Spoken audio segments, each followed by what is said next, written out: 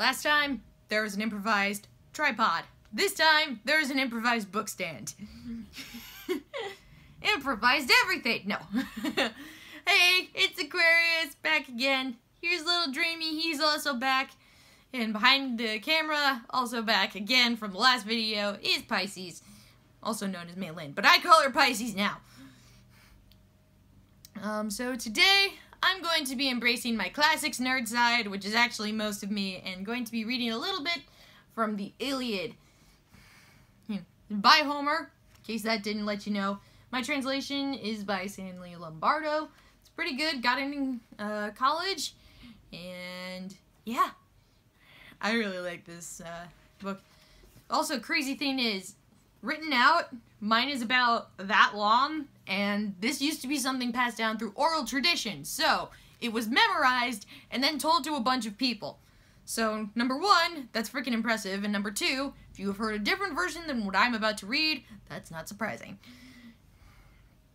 Anyway, I'm only going to be reading a little bit from book one. I'm going to start at the beginning and go through pretty much the whole fight between Agamemnon and Achilles, because that ended well for all involved.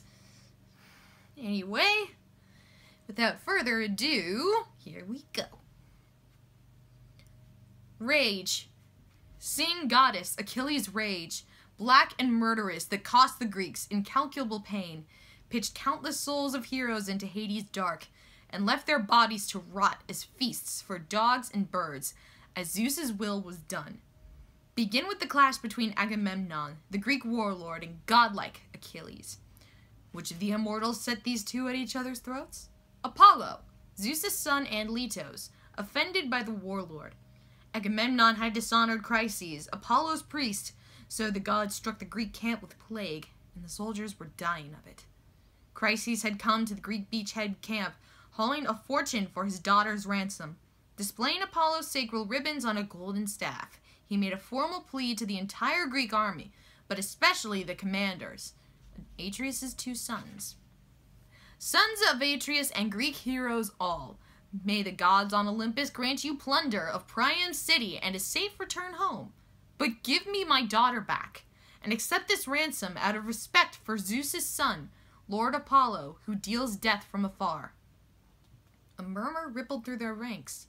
Respect the priest, and take the ransom. But Agamemnon was not pleased, and dismissed Chryses with a rough speech.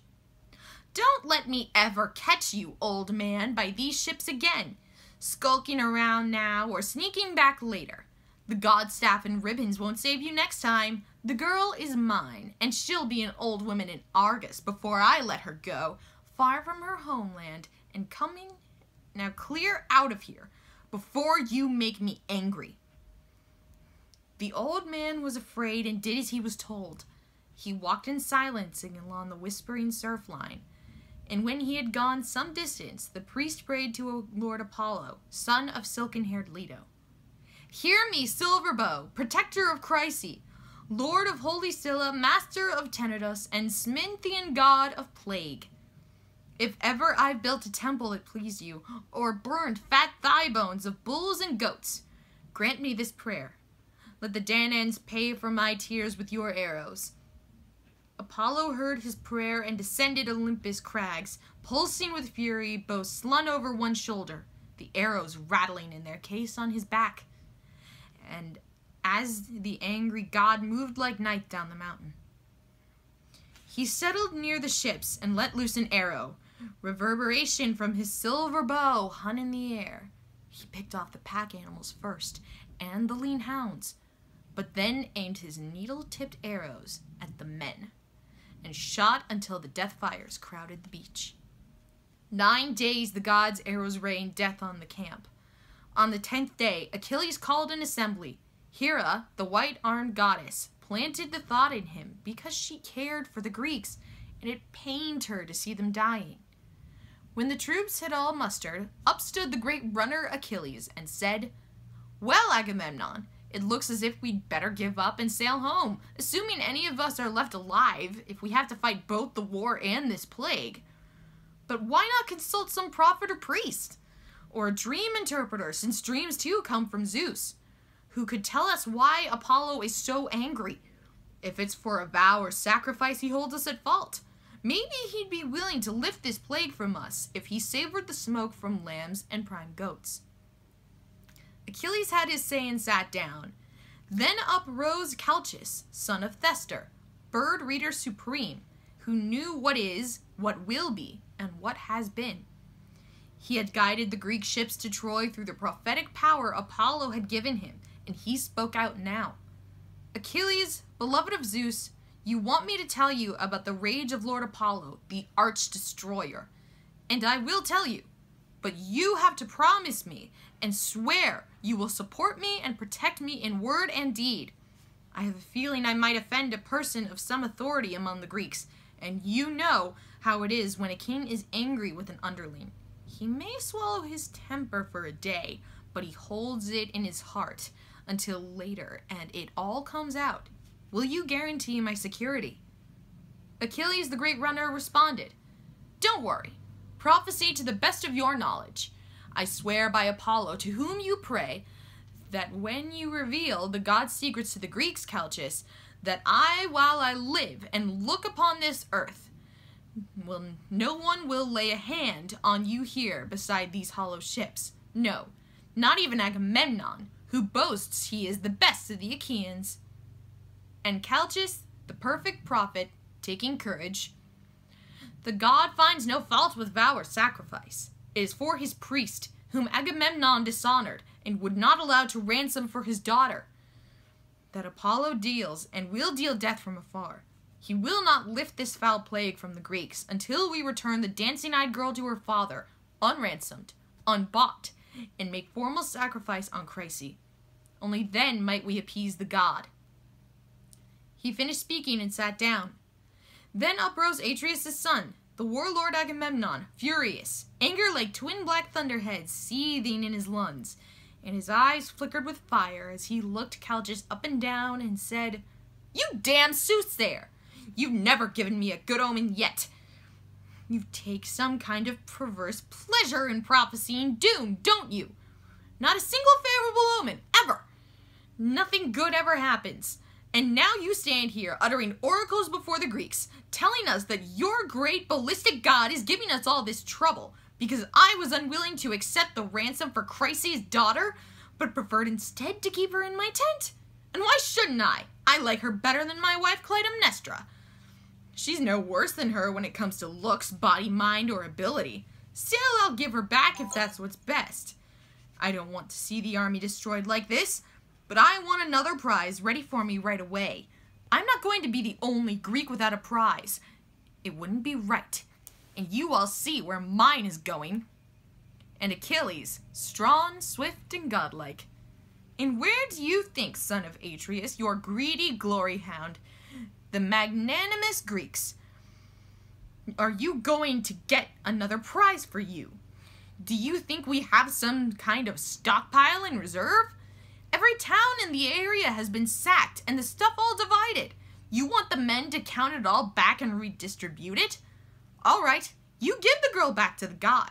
The army will repay you 3 and 4 times over when and if Zeus allows us to rip Troy down from its foundations. The warlord Agamemnon responded, You may be a good man and fight, Achilles, and look like a god, but don't try to put one over on me. It won't work. So while you have your prize, you want me to sit tight and do without? Give the girl back, just like that. Now maybe if the army, in a generous spirit, voted me some suitable prize of their own choice, something fair. But if it doesn't, I'll simply go take something myself. Your prize, perhaps, or Ajax's, or Odysseus's. And whoever she belongs to, it'll stick in his throat. But we can think about that later. Right now, we launch a black ship on the bright salt water, get a crew aboard, load on 100 bulls, and have Chryseis board her too. My girl with her lovely cheeks.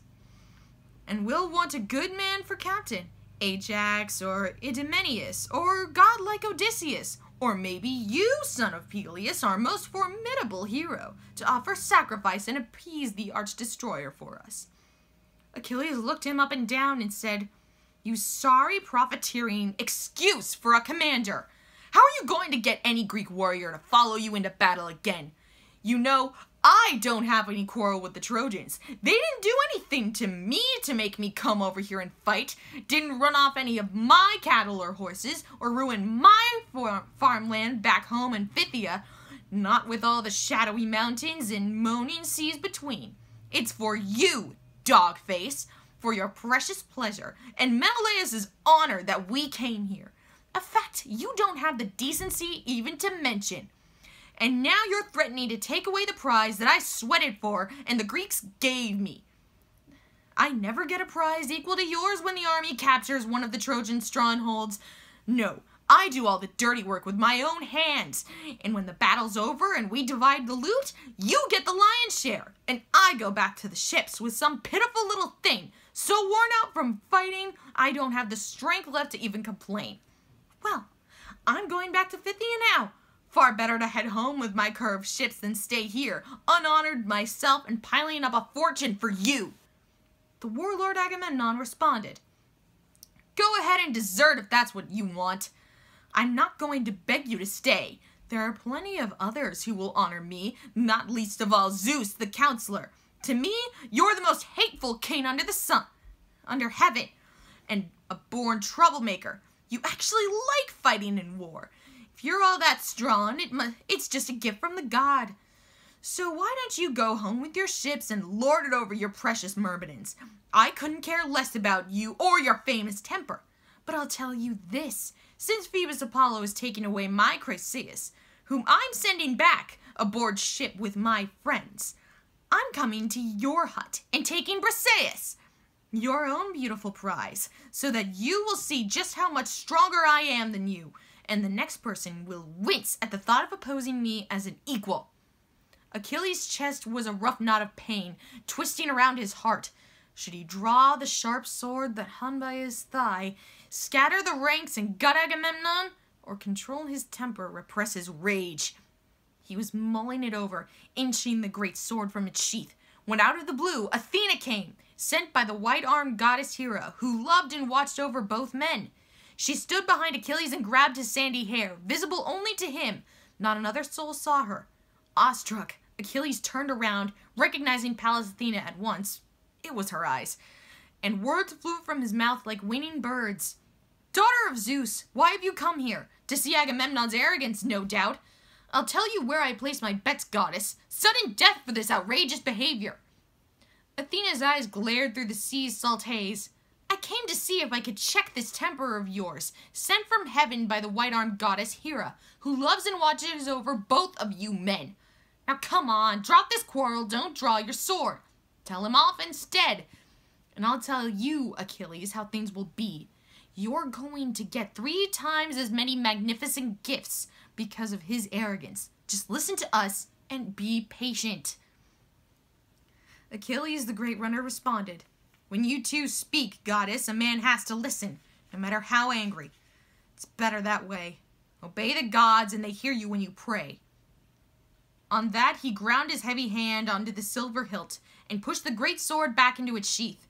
Athena's speech had been well timed. She was on her way to Olympus by now, to the halls of Zeus and the other immortals, while Achilles tore into Agamemnon again. You bloated drunk with a dog's eyes and rabbit's heart. You've never had the guts to buckle on armor in battle, or come out when the best fighting Greeks are on any campaign. Afraid to look death in the eye, Agamemnon? It's far more profitable to hang back in the army's rear, isn't it? Confiscating prizes from any Greek who talks back and bleeding your people dry. There's not a real man under your command, or this latest atrocity would be your last, son of Atreus. Now get this straight. I swear a formal oath.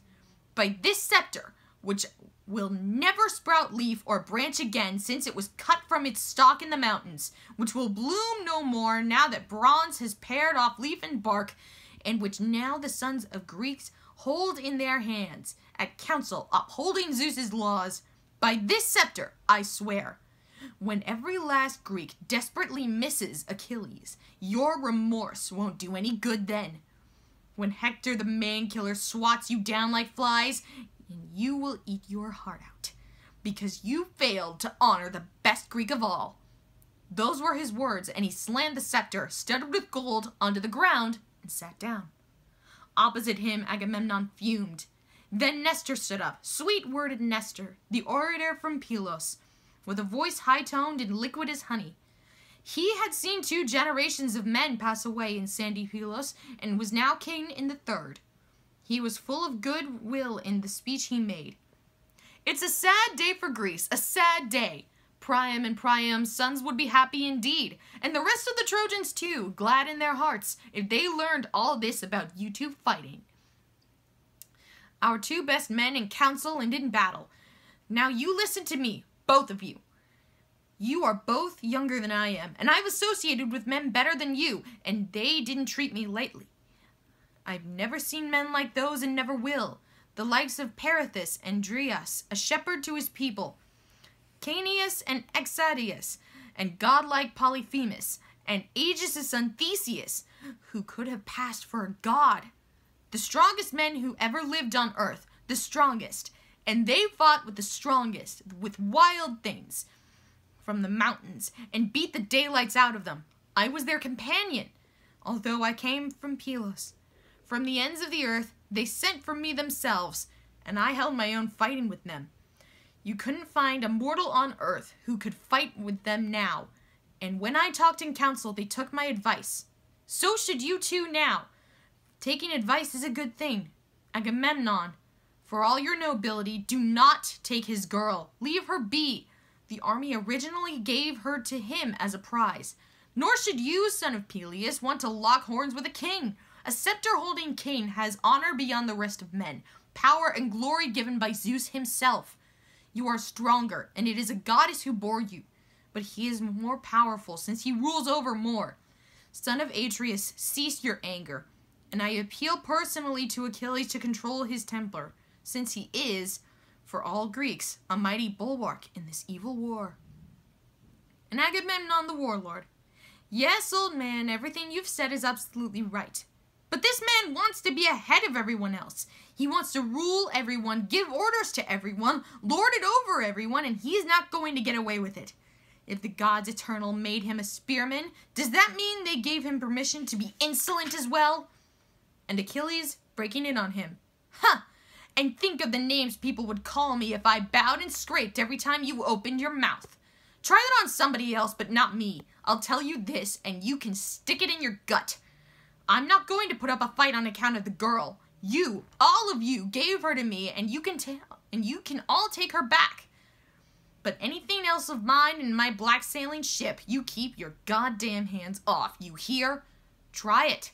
Let everybody here see how fast your black blood boils around my spear. So was the standoff, their battle of words, and the assembly beside the Greek ships dissolved.